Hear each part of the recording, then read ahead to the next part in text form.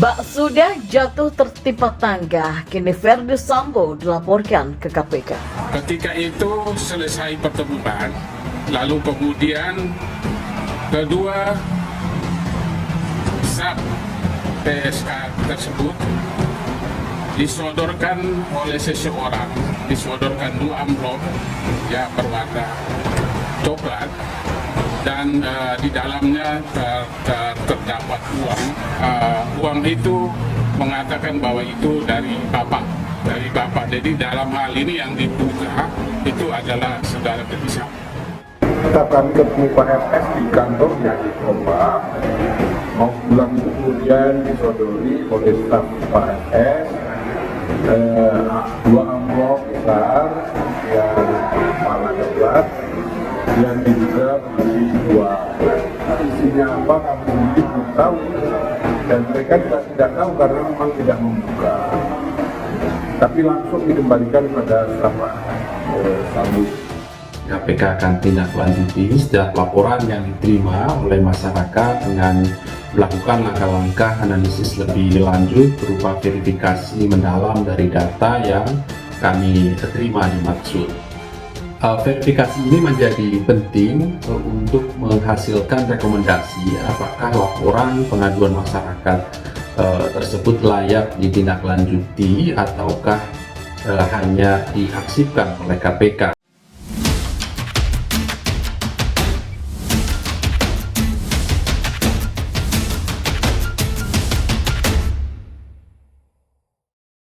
Ya, tim advokat penegakan hukum dan keadilan atau Tampak pada Senin 15 Agustus 2022 melaporkan upaya suap dalam kasus pembunuhan Brigadir Nofriansah Yosua Huta Barat ke KPK.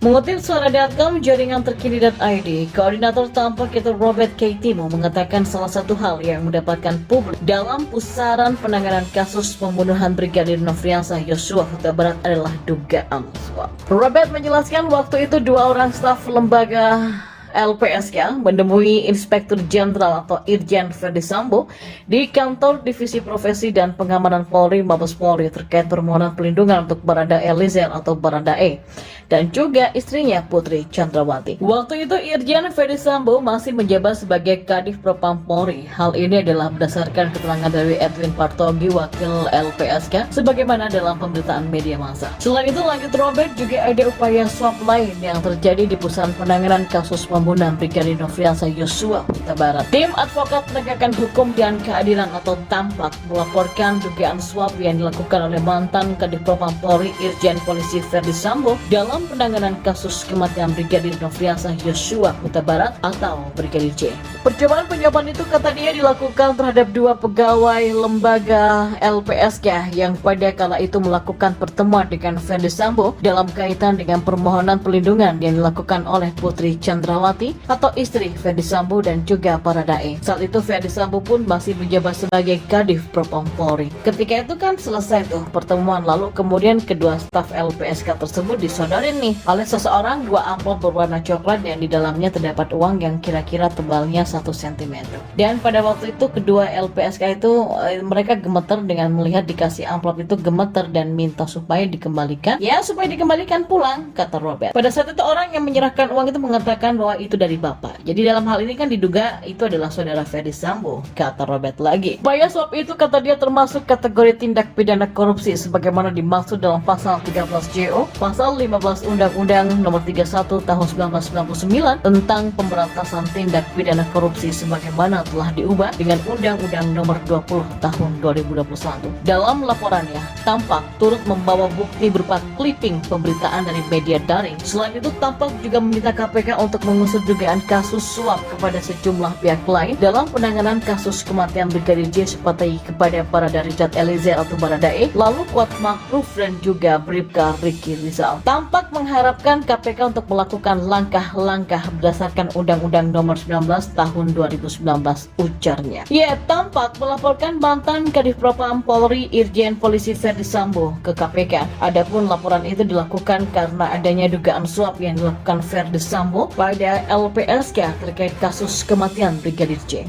Koordinator Tampak Robert K. Timu menjelaskan percobaan penyuapan itu dilakukan terhadap 2 pegawai LPSK yang pada saat itu melakukan pertemuan dengan Ferdy Sambo dalam kaitan dengan permohonan perlindungan yang dilakukan oleh Putri Chandrawati selaku istri Ferdy Sambo dan Barada Eliezer atau Baradae, dan juga saat itu Ferdy Sambo masih menjabat sebagai Kadif Propam Polri. Ya, beredar kabar bahwa Kapolda Metro Jaya Inspektur Jenderal Fadil Imran diperiksa oleh tim khusus terkait kasus pembunuhan Brigadir J alias Nofriansah Yosua Huta Barat di rumah dinas Irjen Ferdy Sambo di Duren 3, Pancoran, Jakarta Selatan. Sebelumnya diberitakan sebanyak 31 anggota Polri diperiksa di ruangan khusus. Mereka diduga melanggar profesi dan merekayasa kematian Brigadir J pada Jumat 8 Juli 2022. Sementara dari 31 polisi tersebut, 4 orang diantaranya berpangkat perwira menengah di Treskrim Polda Metro Jaya yang menjalani pemeriksaan pada pekan lalu. Terkait kabar pemeriksaan Kapolda Metro Jaya Irjen Fadil Imran yang akan dilakukan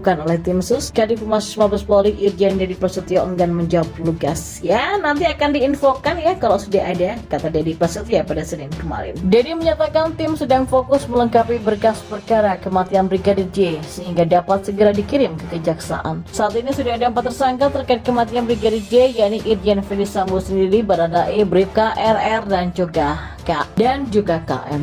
Keempat tersangka tersebut masih terus menjalani pemeriksaan dan juga penyelidikan. Seperti diketahui, saat awal kasus kematian Brigadir J diungkap ke hadapan publik, mantan Kadif Propam Polri Irjen Polisi Ferdy Sambo sempat menemui Kapolda Metro Jaya Irjen Fadil Imran. Mereka berdua terekam kamera berpelukan erat tanda persahabatan. Saat itu kasus tewasnya Brigadir J diklaim pihak Irjen Sambo akibat baku tembak dengan Baradae. Tembak-tembakan itu disebutkan terjadi karena Baradae memergoki Brigadir J memasuki kamar pribadi istri Irjen Ferdy Sambo. Namun belakangan setelah menetapkan Ferdy Sambo sebagai tersangka, Kapolri mengungkapkan bahwa yang sebenarnya terjadi tidak ada tembak-tembakan. Yang ada adalah penembakan atau pembunuhan terhadap Brigadir J. Dan baru-baru ini terungkap bahwa Irjen Sambo adalah otak di balik pembunuhan Brigadir J. Manuver Ferdy Sambo dorong 31 polisi ke jurang, skenario awal untuk perwira terjebak pada kasus Brigadir J sendiri. Dan juga diketahui sebanyak 31 personel polisi diduga melakukan pelanggaran kode etik ataupun pidana dalam kasus tewasnya Brigadir Nofriansah Yosua Huta Barat atau Brigadir J. 31 orang anggota Polri tersebut dikenakan pelanggaran kode etik profesi karena menghambat proses penyidikan kasus pembunuhan Brigadir Yosua Huta Barat.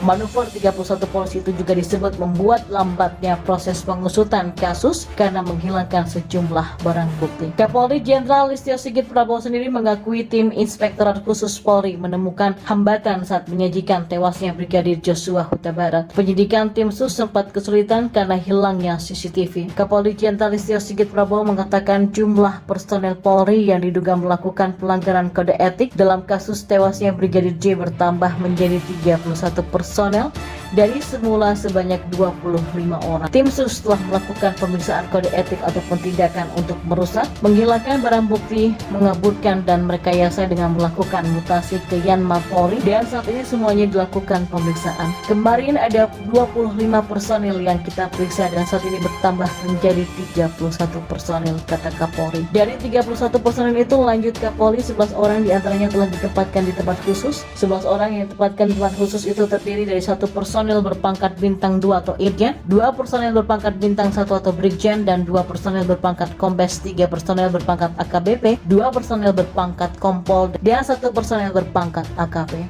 Dalam kesempatan yang sama, Irwasum Polri yang juga Ketua Tim Khusus Polri Komjen Budi Agung Marioto merinci 31 personel polisi yang diduga melakukan pelanggaran kode etik atau pidana. 31 personel dari dengan pangkat beragam mulai dari tamtama sampai perwira tinggi, termasuk di dalamnya adalah Irjen Ferdy Sambo. Dugaan pelanggaran oleh personel Polri itu, kata Komjen Agung, berawal dari informasi yang diterima oleh Baik Intelkam Polri, dan hingga saat ini, kata Komjen Agung, tim telah melakukan pemeriksaan terhadap 56 personel Polri terkait kasus kematian Brigadir J. Dari 56 orang yang telah diperiksa, tim menemukan 31 personel diantaranya yang patut diduga melakukan pelanggaran kode etik profesional Polri.